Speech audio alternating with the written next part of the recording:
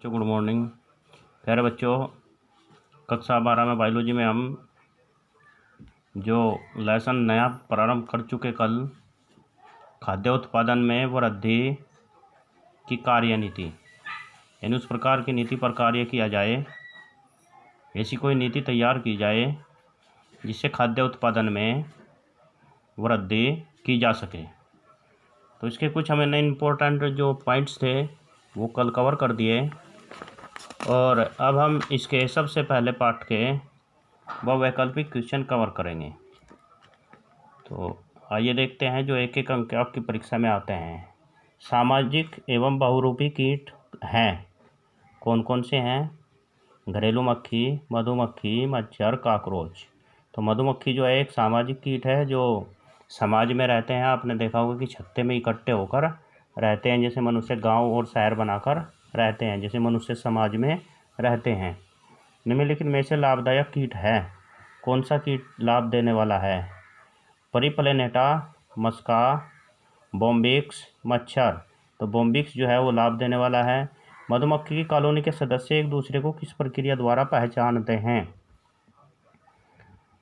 गंध के द्वारा, दृश्य के द्वारा, नृत्य के द्वारा, छूकर। नृत्य के द्वारा, वो भिनभिनाट के द्वारा एक दूसरे को वो सदस्य आपस में पहचानते हैं। नेक्स्ट क्वेश्चन देखते हैं, आओ। मधुमक्खी के निवय की सबसे छोटी मक्खी है? ड्रोन, रानी मक्खी, श्रमिक मक्खी, श्रमिक मक्खी तथा ड्रोन। यानी छत्ते में सबसे छोटी मक्खी कौन सी है? तो श्रमिक मक्खी। नेक्स्ट क्वेश्चन नंबर 5, कच्चा रेशम का निर्माण किसके द्वारा होता है? नर रेशम कीट, मादा रेशम कीट, नर तथा मादा दोनों रेशम कीट, कैटरपिलर लार्वा। तो कैटरपिलर लार्वा जो है ये रेशम तैयार करता है, रेशम इसके द्वारा बनाया जाता है। नेक्स्ट, पादप प्रजनन द्वारा उन्नत खाद्य गुणवत्ता वाले पौधों का निर्माण कहलाता है? Bio fortification, bio magnification, bio degradation. इनमें से कोई नहीं, तो बायो फोर्टिफिकेशन। जो पादप प्रजनन है उनके द्वारा उन्नत खाद्य गुणवत्ता वाले पौधों का निर्माण। नेक्स्ट क्वेश्चन देखते हैं, क्वेश्चन नंबर 7, यदि किसी पौधे में दूसरी एक या अधिक जीन्स का प्रवेश करा दिया जाए तो पौधा कहलाएगा? ट्रांसग्रेसिव, ट्रांसजेनिक, त्रिगुणित, त्रिसोमिक। तो ट्रांसजेनिक, यानी ट्रांसफ़र कर रहे हैं जीन का, एक पौधे से दूसरे पौधे में जीन का ट्रांसफ़र कर रहे हैं। बीटी फसलों के उत्पादन में निम्नलिखित में से कौन भाग लेता है? शैवाल, फफूंदी, जीवाणु, ये सभी। तो जीवाणु जो है भाग लेते हैं।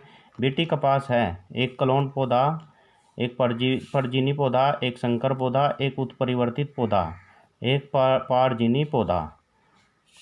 यदि कोई ऐसा टॉपिक हो जो आपसे क्लियर नहीं हो पा रहा हो तो आगे चलकर हो जाएगा, आगे वाले क्वेश्चन में हो जाएगा, नहीं तो उसको हम कर देंगे। नेक्स्ट क्वेश्चन नंबर बनता है अबजा शायद 10। क्वेश्चन नंबर 10 क्या बनता है भाई, वो भी देखते हैं। बीटी कपास में कीटनाशक के रूप में एक प्रकार का होता है क्या? Protein, lipid, carbohydrate, vitamin. तो प्रोटीन होता है इस कपास में कीटनाशक के रूप में। अति लघु उत्तरीय प्रश्न देखेंगे। शहतूत के रेशम कीट का वैज्ञानिक नाम लिखिए। शहतूत का जो पौधा होता है, शहतूत जिसको हम शहतूत बोलते हैं, तो इस जो पौधा है उसे के रेशम कीट का वैज्ञानिक नाम लिखिए। Bombyx mori. अभी पीछे बॉम्बिक्स नाम आया है कि लाभदायक जो है किसी कीट का नाम बताइए, तो बॉम्बिक्स मोराई ये इसका जो है जंतु वैज्ञानिक उसका जो है वैज्ञानिक नाम है।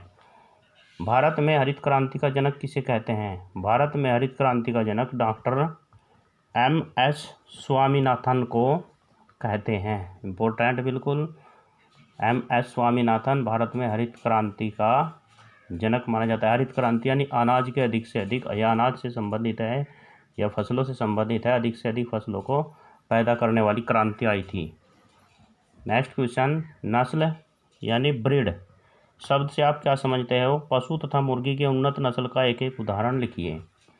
तो आंसर है पशुओं का वह समूह जिसमें वंश तथा सामान्य लक्षणों जैसे सामान्य दिखावट, आकृति, आकार, संरूपण आदि में समान हो, एक नस्ल के कहलाते हैं। जैसे पशुओं में साहीवाल गाय की एक प्रमुख नस्ल है, तो इसको नस्ल बोलते हैं।